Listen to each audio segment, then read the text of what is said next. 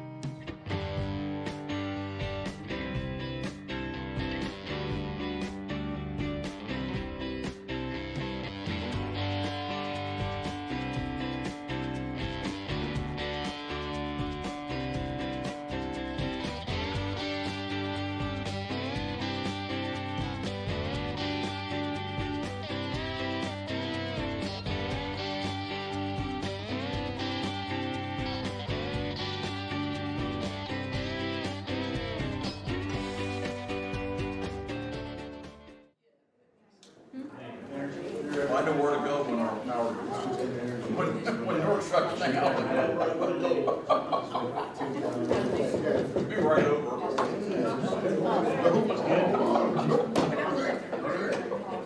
February 15th. Yeah. In the 2 minutes? I found myself a lot short. I don't know. Which is really, because I'm not sure what squirrels? No, but feel like I keep her until they're getting ready to turn it on. So I mean, you could have. Right. Whose line is this? All right. Good evening. Welcome to the school board meeting for the Newark City School District Board of Education, 6/32 on November the 16th, 2020. And Mr. Valadares, would you call the roll, please? Mr. Blind? Here. Mr. Flowers? Here. Ms. Nicky? Here. Mr. Weber? Here. And Mr. Carr? Here. Mr. Ryan, would you lead us in the pledge of allegiance?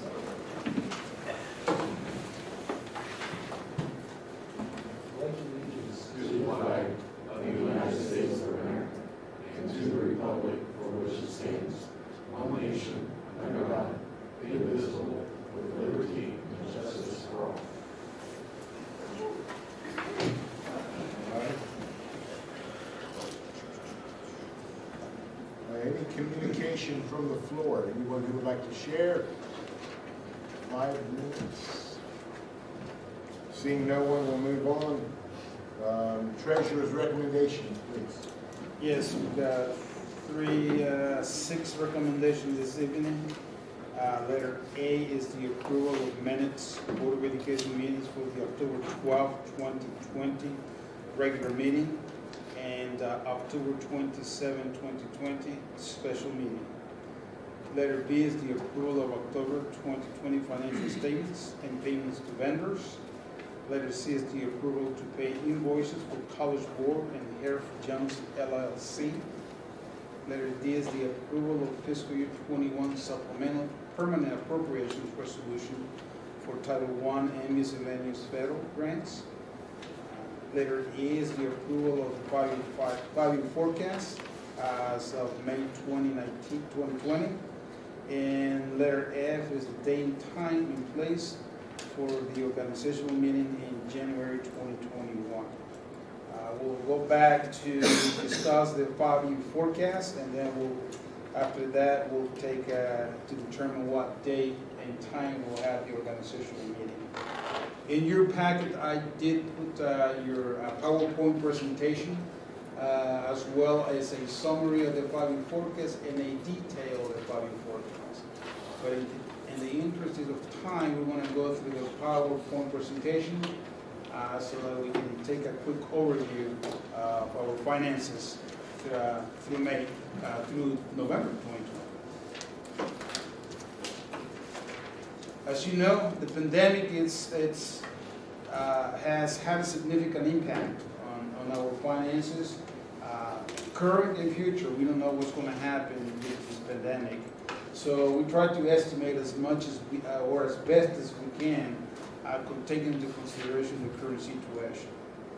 Having said that, we have reduced our revenues in the five-year forecast over the next 5 years by $3.1 million. Of that amount, $0.2 million is in property taxes reduction for the state foundation, not knowing what the budget is going to be for the next 2 biennials. We're estimating that we'll probably have a reduction of $2.4 million. Homestead rollback, these are the credits to homeowners. We're estimating to be about $0.1 million. And the other revenues categories, we are reducing about $1 million based on the fiscal year 20 amounts. So the overall revenues reduction for this time of the 5-year forecast is $3.1 million. Next page is the overview for the expenditures. We have increased by $8.9 million over the 5 years forecast. Of that, $5.4 million is related to wages and salaries, $1.4 million to benefits, including medical and dental, and a little over $2 million for utilities, professional development, supplies, and any other discretionary expenditures. Transfers a little is $0.1 million. So the overall is $8.9 million over the 5 year, which is a different picture than the revenues, where we estimated a 3.1 reduction. Again, you will see that our expenditures are outpacing our revenues starting in fiscal year 2021. And as we move forward over the year-over-years, we'll see that gap of expenditures over revenues getting bigger and bigger over the years. That is what is very important, that we renew the income tax levy that is due December 31, 2022. The next page, you will see the difference in between the expenditures and revenues. The red line is our expenditures, and the blue line is our revenues. As you can see, the gap moving forward from 2021 to 2025 is getting bigger and bigger. That's again, that expenditure exceeding our revenues. Therefore, it takes into account the effect on our cash revenues going downwards. So from 2021, you start seeing that our revenues cash balance is depleting over the next 4 years. However, over the next 5 years, we start with an estimated cash balance of about $41 million, and we end up in 2025 an estimated about $10 million, still in the positive. So we're still doing in good, but at the same time, because we don't know exactly what's going to happen with the state funding, these revenues on encumbered balance could be lesser than we are estimating right now. But the unknown is what it's hard to predict during this crisis. Just like any other school districts are having time to predict what's going to happen with the state budget. One of the things that I want to note, though, is that the fair school funding plan that is being proposed is taking action. There's a lot of superintendents and treasurers who are there supporting that plan and submitting their support to the legislators, to our governors and senators, so they can see that we are supporting that, and hopefully that legislators can take action on that plan as presented by Congress. The preliminary numbers for that look pretty good for us too. It does. It does look pretty good, and actually for a lot of districts, Yes. all 614 districts. I didn't see anybody. The good thing about that plan is that the plan is being directed to fund those students that you directly educate instead of an average membership of students. And there are 3 or 4 categories that are being implemented, including technology. technology nowadays is becoming a utility, not a luxury for any school district. This crisis is a testament of that moving forward, we're going to be needing a lot of technologies to be able to deliver the education to our students. So that is part of that fair funding plan that's being presented right now. So hopefully we'll hear more good news moving forward. The next graph, you'll see that is the general fund revenue sources. You can see that of the $75 million we are estimated to receive, 55.8% comes from the state, and about 44.2% comes from the local revenue. Again, you can see that we are heavily dependent on the state, so it is important to keep track of the state funding over the next 2 biennials for us, because again, we're dependent highly on those revenues. When the next category on that will be the real estate taxes, which is about 25.8% of revenues coming from the local revenue. The next chart, you will see the challenges to operating revenues. One of the challenges that we have is to increase local revenues with real estate property taxes and income tax in the future. I know nowadays this crisis is putting a halt to a lot of revenues, but hopefully we can find ways to increase or at least maintain those revenues at the same levels we're receiving right now. Again, the uncertainty of the state funding, we don't know what's going to happen due to the pandemic. Currently, we are a district that is capped, meaning that we don't receive more than we received the previous year, regardless of our growth in the student population. And again, the fair school funding plan proposed.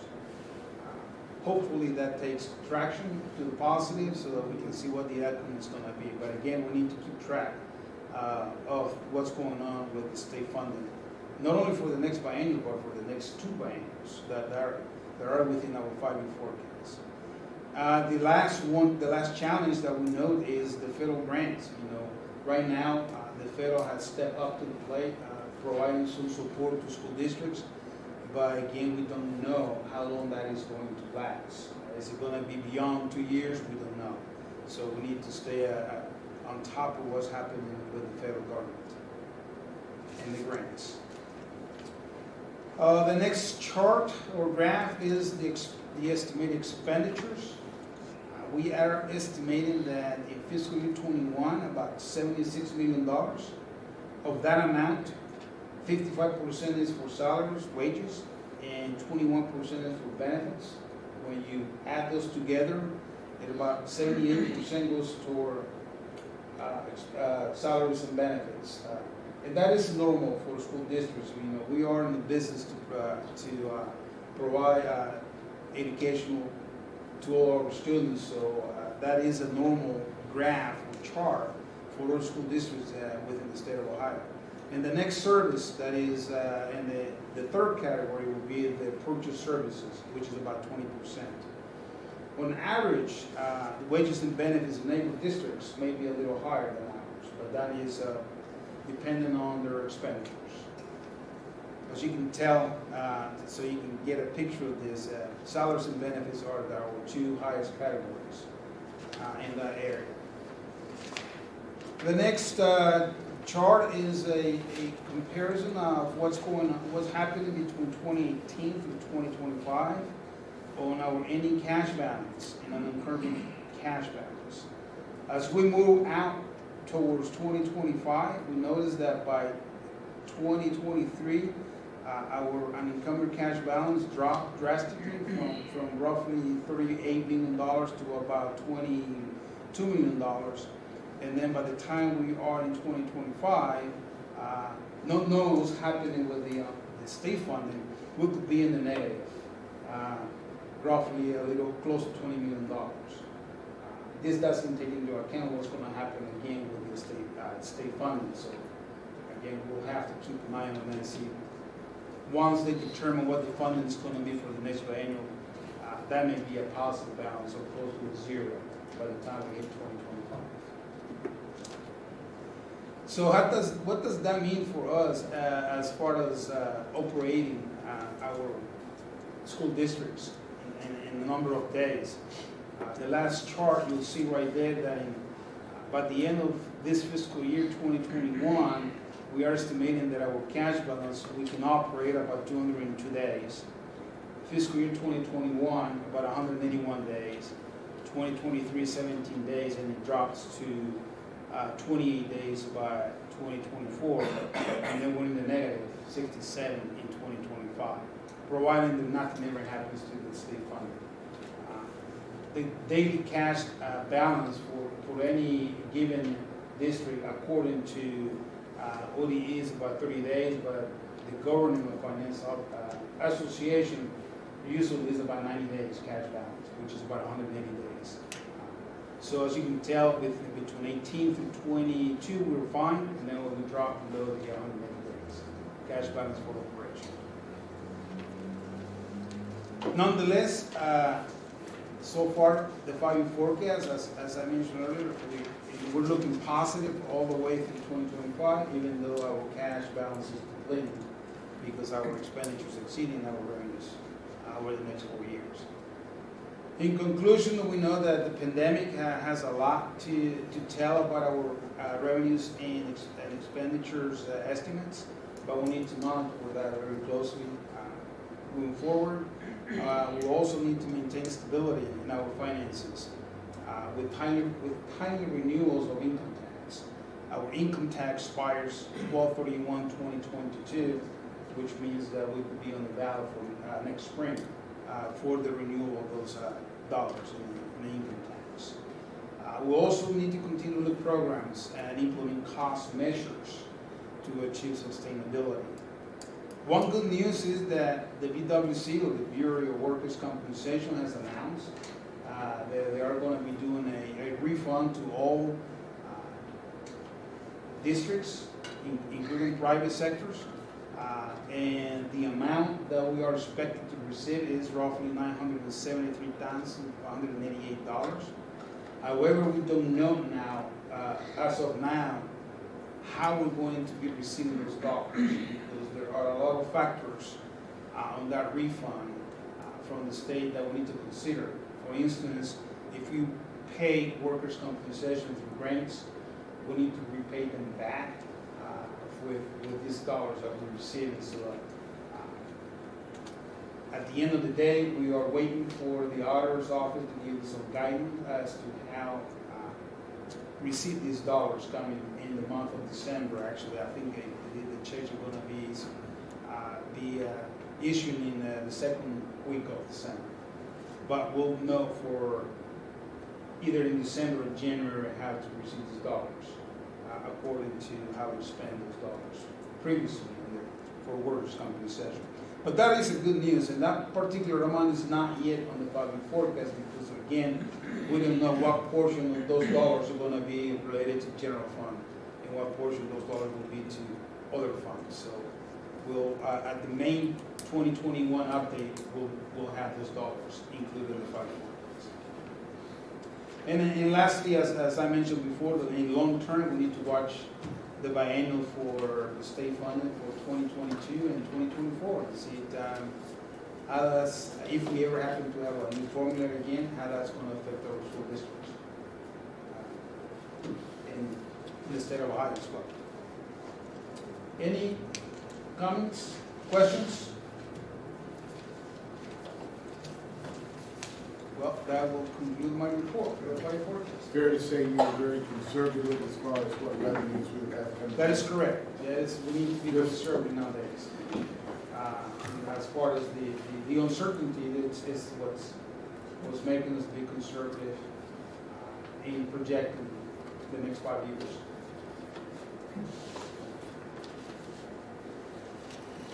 You want to go back to the organization? The organizational meeting. Normally we have it on the first Saturday of the fiscal year, which next fiscal year is the 2nd of January, which I think is too early for us to have an organizational meeting. I am suggesting we have our organizational meeting on January 9th, which will be the following Saturday. Second Saturday of January. Same time as always, but a week later. That will give us enough time to get the information we need to prepare for all of it.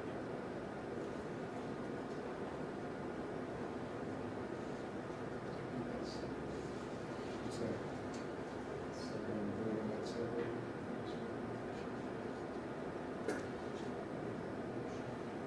We.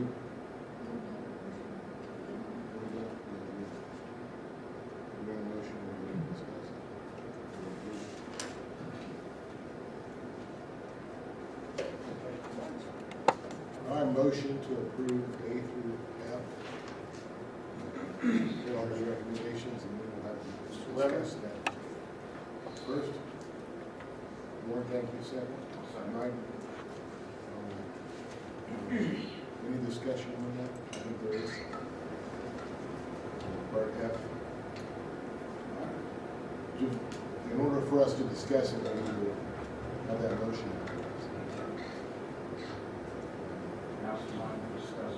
Yeah, anybody have an issue with that date? January 9th. January 9th, 8:30 is when we start.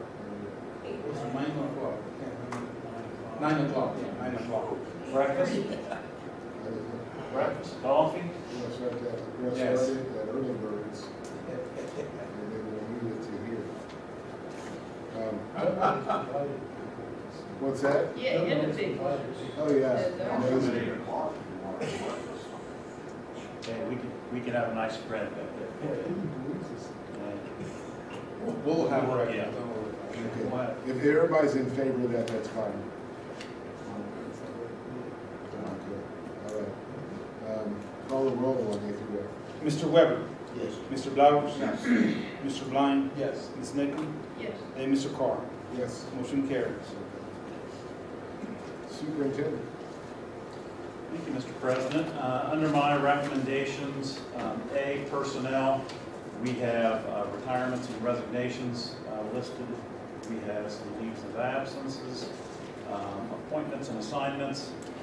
Down at number 4, supplemental contracts. I believe the Personnel Committee met with Ms. Quackenbush last week and reviewed those.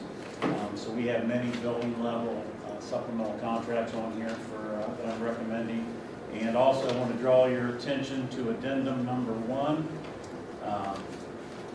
Group 4 supplemental contract for Spencer Chapman as the middle school basketball 7th grade boys coaching position.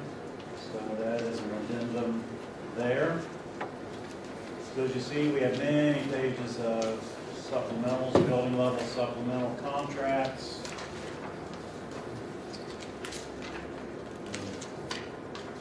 Then number 5, salary and position adjustments. We received official transcripts and licensure for a first-year teacher. Number 6, substitutes. We can always use substitutes, can't we, Barb and Mark? Yes. More now than ever. I see we've got many substitutes listed here in the classified world: aides, bus drivers, food service, custodians, much needed right now. And so that is item A. Under item B, students and curriculum, we have special education contracts for foster place students going to other school districts under B1. Number 2, we have an approval of a graduate from NDA, Angel Riley Huber. And then we have many contracts here, and you look down to C and D, and those are contracts with the ESC of Central Ohio that we use Title II in improvement grants. On the next page, we have E, which is for the education of ESL students. Item F, which is for our New Jobs for Ohio's Graduates program. And then item G, which is to be used with the ASA. So, and then we have many gifts here. Always nice to get gifts. We have many gifts here that we got for the Citizen of the Month awards that we did. And I'll talk about that here in a little bit. But Last week, Seth and I went around to all the buildings and did that a little bit differently, but it was well received. So that is all I have, all the recommendations that I have. Superintendent's recommendations A through C. Can we get a motion for that? So moved. Thank you, Bev. Is there a second? Thanks, Tom. Any discussion? Question? Yeah, I do want to comment, Beth Blind is a distant cousin, far enough removed that she couldn't get me out of the I would say Spencer Chapman is a distant relative.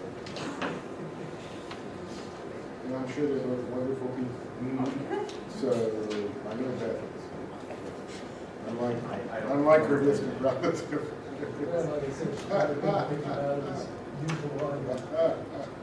And on these various contracts, those were all just renewals, aren't they? There's a couple of their breaks and clean out. Yep. All right. Call the roll, please. Ms. Nickam? Yes. Mr. Blind? Yes. Mr. Blowers? Mr. Weber? Yes. And Mr. Carr. Yes. Motion carries. All right. Board discussion ahead of executive session. So, Mr. Weber, anything to say? Yes, I did a video for the Legend Elementary School for Veterans Day. That was kind of neat. And then I had an opportunity to go to Carson. And they had a Veterans Day parade, so to speak. So the veterans drove around through the parking lot and all the kids came out with signs and their masks and social distancing and waved at us and had a packet of cards that the kids made, you know, thanking veterans for their service. And I was really humbled by that. I mean, it was rainy, it was kind of cold out there, but they were just waving and saluting, and you know, and I really appreciated that.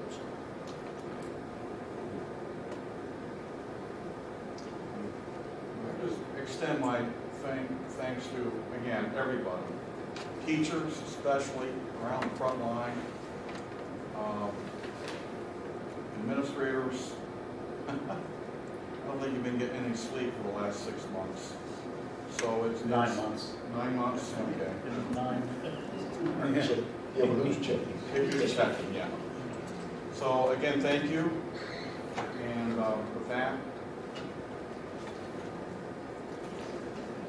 Ditto what he just said, and also like to wish everybody a happy Thanksgiving, be safe, have fun.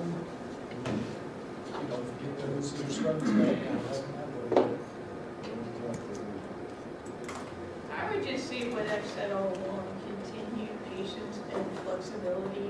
We've had so many celebrations lately, senior nights with different activities and stuff, and we know that this isn't quite the way you want it to be, and it's not the way we wanted it to be. But I think that we're doing a great job of dealing with it as we can, and everyone's being very flexible and patient, and just to continue that. And for the kids, the holidays are coming up, and you gotta finish strong on the first semester, so stick to the books, and we'll all get there together. I know I'm out of line with Bev. You're out of line. I'm out of line, but thank you. You always have a way of shining a positive spotlight on I everything. pay you the $5 for the compliment. Okay. It's on video too, so. That is. Mr. Valadares. Yes, I want to thank all those donors that are given to for the Citizen of the Month. It's greatly appreciated that they're doing that for our kids, and you know they all deserve that. I kind of miss those days when we were able to get together, but hopefully soon we can reestablish that again. You know, also, you know, with this COVID-19, I want to thank the donors for all the masks and hand sanitizers that they're providing to school districts. You know, we can never have enough for that. And also, you know, I see a couple violence cases in here for the music department. You know, it is great to know that we still have people out there that support our school districts. So thank you very much.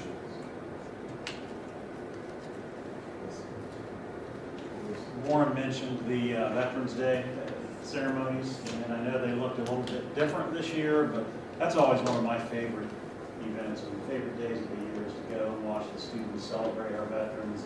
And I was at Carson, and it was great. The whole school, all the students standing out in front holding their signs, and there were only 10, 12 cars that came through, and you know what, that meant the world to those kids, and I'm sure to those veterans as well.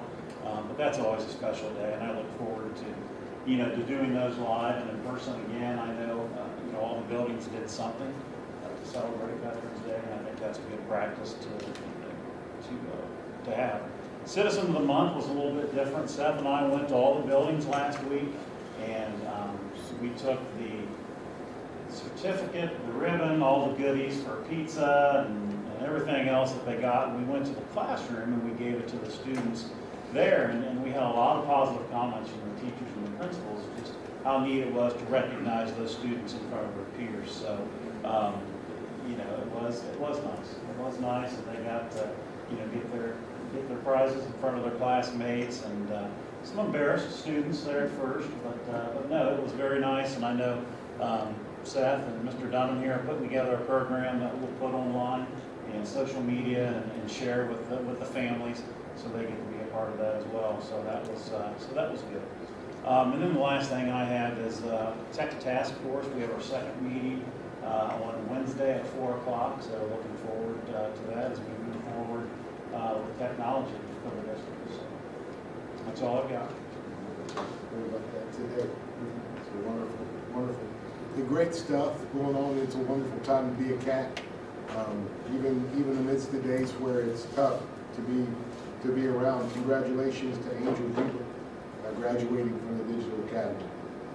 Proud of her for that. Again, Julio, I second those, and I think I'm third, somebody else thank the sponsors for Citizen.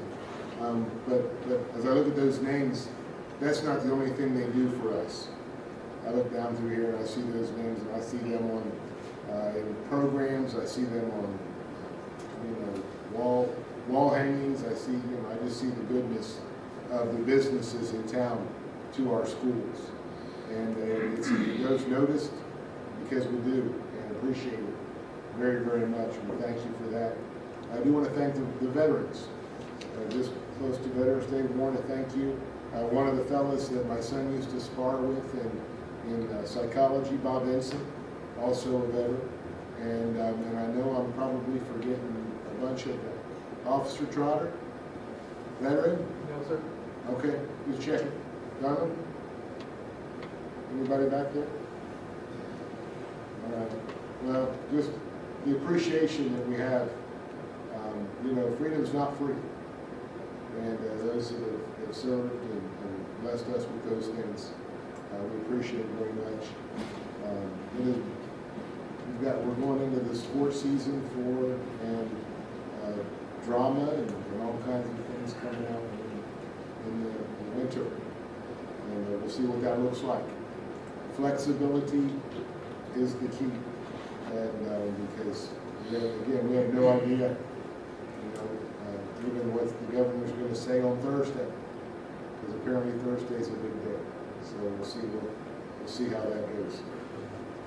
Thank you for watching, and I will say now, I will accept motions for executive session. Okay. Tom and Mike will go to an executive session after Julio calls the roll. No business to be discussed afterward. We'll discuss staffing, technology, and land. And who knows what else? At least those three things. Mr. Blind? Yes. Mr. Blowers? Yes. Ms. Nickman? Yes. Mr. Weber? Yes. And Mr. Carr? Yes. We are in executive session. We're in the executive session. Folks, thank you for being here. How many of you are sticking around? Cabinet members again sticking around for the Okay. first portion. Nice.